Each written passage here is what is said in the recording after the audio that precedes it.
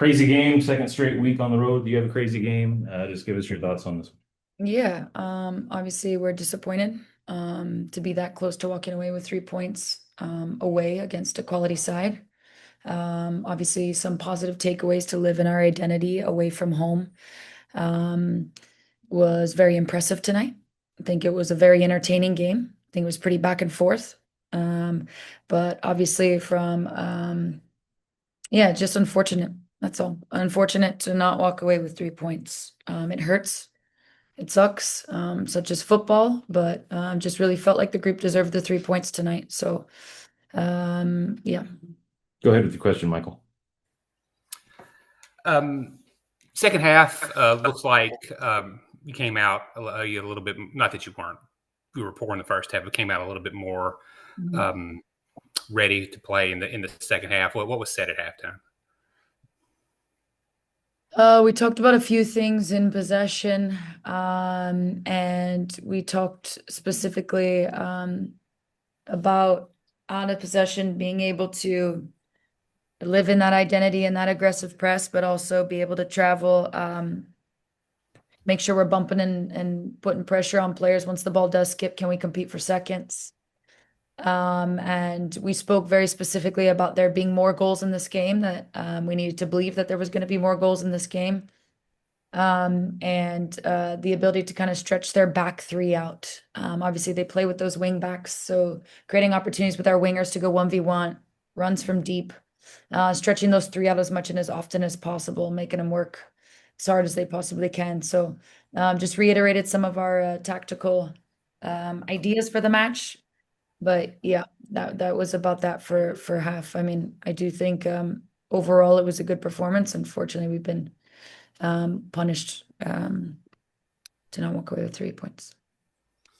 Obviously disappointed until you're disappointed. What did you say, if you don't mind to share, with the players after the match? Because a point's a good result away. So how do you not hang your heads and move on to San Diego? Yeah, for sure.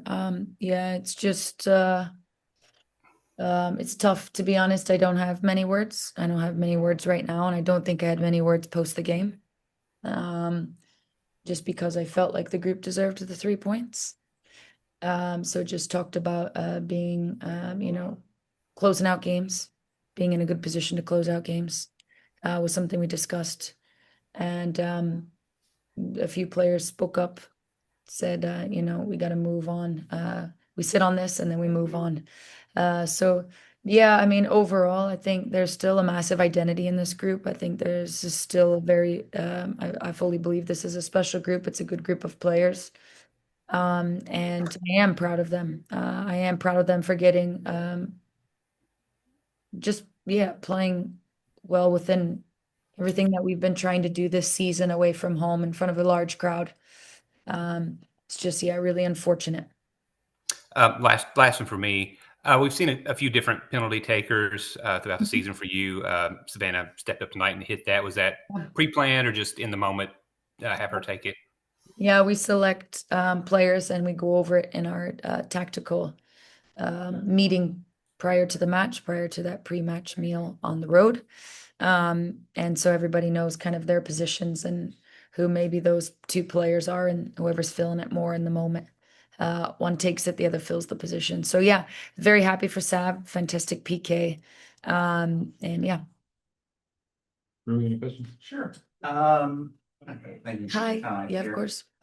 First of all, I know one thing that seemed to even have the Spirit players like take notice was just the transitional nature of your guys' play. I feel like especially in the first half, it was that there were a lot of opportunities that came from that. Like how much was it a matter of even just waiting for those opportunities? Like how much did you see like patience from the team in the first half versus the second half? Like how well did they lean into that? Yeah, for sure. I think a lot of our identity is aggression in that press. And I think for us, when you speak about transition, we have different we have opportunities to exploit a team or secure it to exploit a team. But when you think our biggest emphasis was on the fact that there was a three back, and that we could hurt that three back in transition. also in run of play. How could we stretch it out and how could we play around it? How could we play through it? And how could we play beyond it? And that was a big part of our game plan going into this. So I did feel like we created some chances today, some very good chances.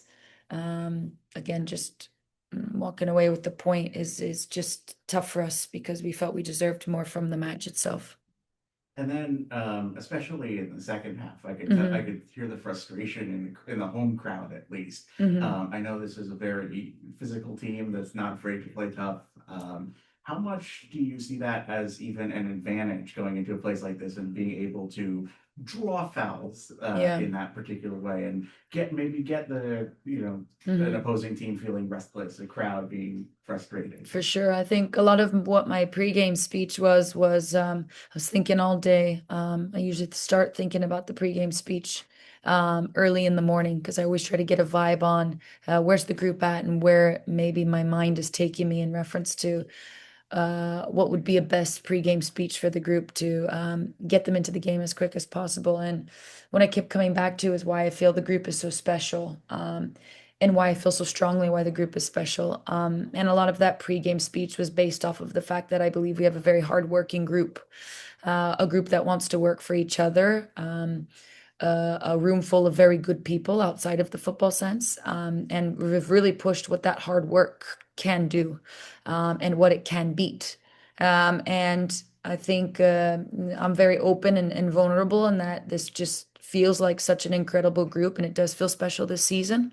And I was able to finally put some words to it and describe that to the group and just encourage them to live what we know we can do today.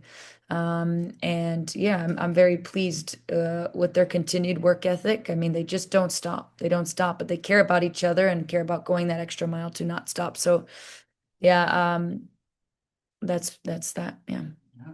And last one is just thinking about the recent stretch there of games. A lot of, their teams very high in the standings. A few points out of it's pretty Yeah. strong performances. What is your takeaway from seeing your team face big teams that are high in the standings and the results that they've put up? Yeah, for sure. I think the belief's very high from the group.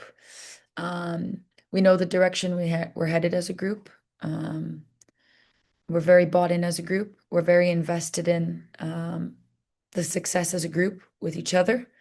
And I think that's what makes us unique and what makes us special right now. And as tough as this is, we got to find a way to sit in it, remember the feeling, remember this exact moment, and keep it in a safe spot, and be able to use that in the right way here in the future as we make this playoff push for the second half of the season. Thank you. Of course, I think there's a question. Yeah, Kent, go ahead with your question. Thank you. Yeah, Bev, when you guys went up 2-1 and then it went to extra time, did you see something different out of your club that you hadn't seen maybe so far in that second half and in that little stretch?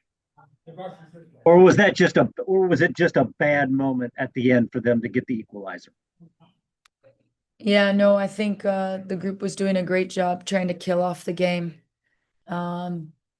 Unfortunate, obviously to get the equalizer in that fashion.